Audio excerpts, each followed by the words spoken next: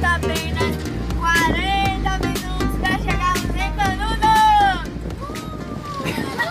Terra cheia de encantos e mistérios. Seus cactos, seus belos montes, seus riachos que no passado usaram como trincheiras e ao invés de água, sangue descia nas ribanceiras. Mas como é linda, minha gente, que apesar do sofrimento, não te nega um sorriso e te aperta junto ao peito. Um sistema opressor, um sistema que corrompe.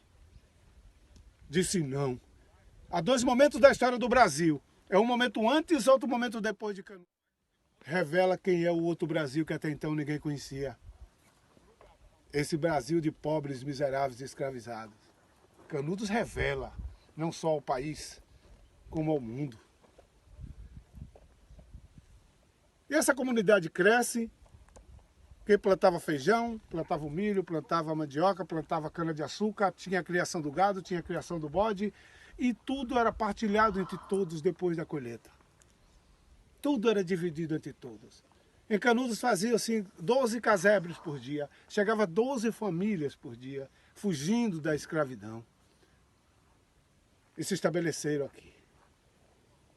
Até um dia que veio a destruição por parte da República.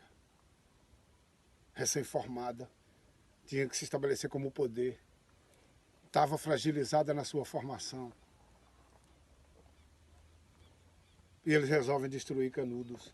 Mas antes disso, eles tentaram prender Antônio Conselheiro e prenderam no Itapicuru para tirar o líder. Porque quando você tira o líder, as outras pessoas se perdem. Tentaram levar para o Rio de Janeiro como louco, não conseguiram. Ele foi acusado de ter matado a mãe, mas como ele matou a mãe se ele ficou órfão aos 5 anos de idade? Por último, a última tentativa de debelar, de acabar com o arraiá e acabar essa ideia, foi um padre chamado Dom Evangelista do Monte Marciano, que chegou aqui em Canudos pedindo que Antônio Conselheiro mandasse o povo de volta para suas casas, ou seja, para a escravidão de volta.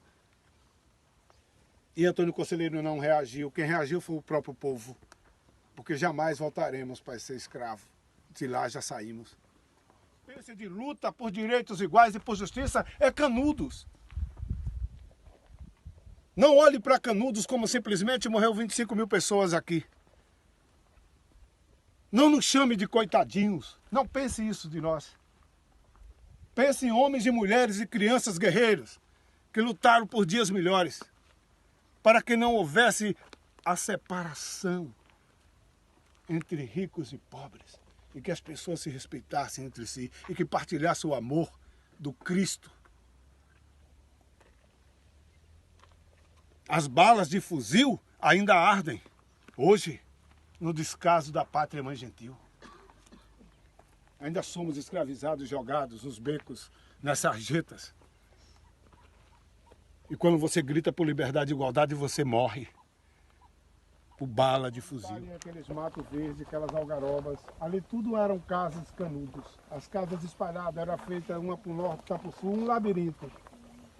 Aqui desse lado, onde passeia aquele patinho lá na água, vocês estão vendo? Mais ou menos ali ficava a primeira igreja de Canudos, está submersa. A igreja nova de Canudos está bem aqui à frente também, está mais ou menos daqui do final da ilhazinha, mais ou menos 200 metros à frente, está a igreja nova que foi construída. Porque a igreja ficou pequena, então o Antônio Conselheiro precisou fazer um templo maior. Como as igrejas que ele fez em Xorroxó, em Crisópolis, em outros lugares, Olindina e outros lugares que ele construiu. Então ele fez um templo maior, só que o sertão, vocês podem perceber que não tem uma madeira para cobrir um templo tão grande. Então a madeira foi comprada em Juazeiro. E na compra dessa madeira é que vem o ponto X do genocídio.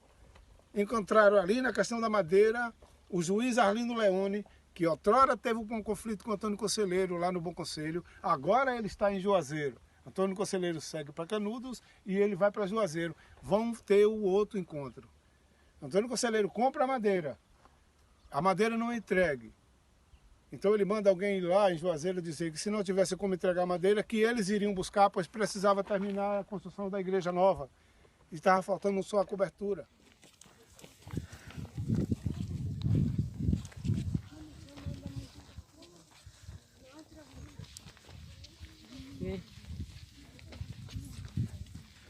eles entenderam que a guerra foi lá. Canudos era ali, não está debaixo da água. Tocaram fogo nos barracos.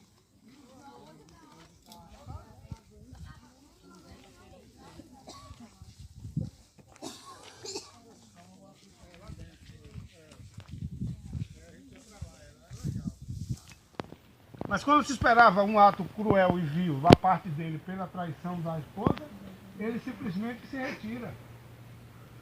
Ele vai conhecer outra mulher chamada Joana Imaginária. Joana Imaginária é esse nome porque ela tinha o hábito, ou seja, a arte de esculpir santos em madeira. Por isso, Joana Imaginária. Ele vai chegar um momento que ele vai separar dela porque, aquilo que eu falei antes, ele tinha que sair em busca desses mal-aventurados. Aí é onde começa a peregrinação dele. Ele sai do Quixeramobim com 47 anos de idade. Ele vai morrer aqui com 67 anos. São 20 anos de peregrinação. Então falei da organização do povo, à margem esquerda de um rio, terra fértil. Vem chuva, cai no meu rosto, enxuga as lágrimas de dor. Traga sorrisos e sonhos e felicidade em flor. Desce o vaza-barris majestoso, em suas águas vem a vida, rompendo barreiras, lavando as margens que dá os frutos, que o vento balança, como uma trança na dança da esperança.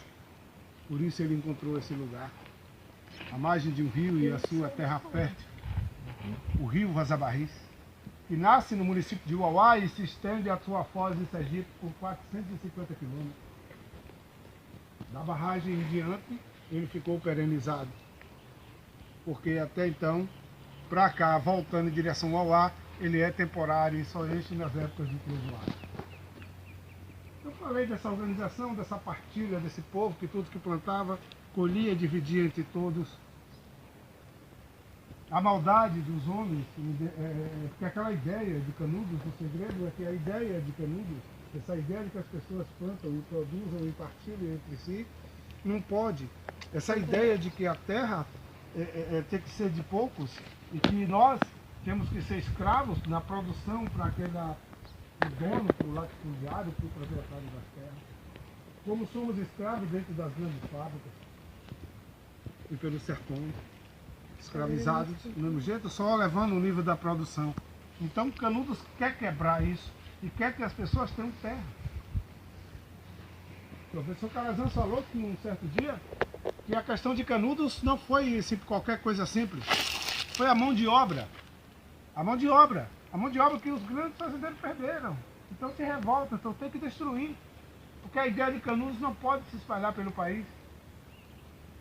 E quando tentou se espalhar, o que foi que houve? Contestado. É parecido com Canudos. Teve o mesmo fim de Canudos. Aqueles oficiais que aqui cometeram o crime, o genocídio do Exército Brasileiro, cometeram lá também no Contestado, no Paraná. Que era a mesma experiência de Canudos, a partilha, a ideia da igualdade. Como até nos dias de hoje não pode acontecer essa partilha. Olha, sem terra, quantos e quantos massacres acontecem por querer dividir a terra, partilhar. Então Canudos é a primeira experiência libertária de um povo.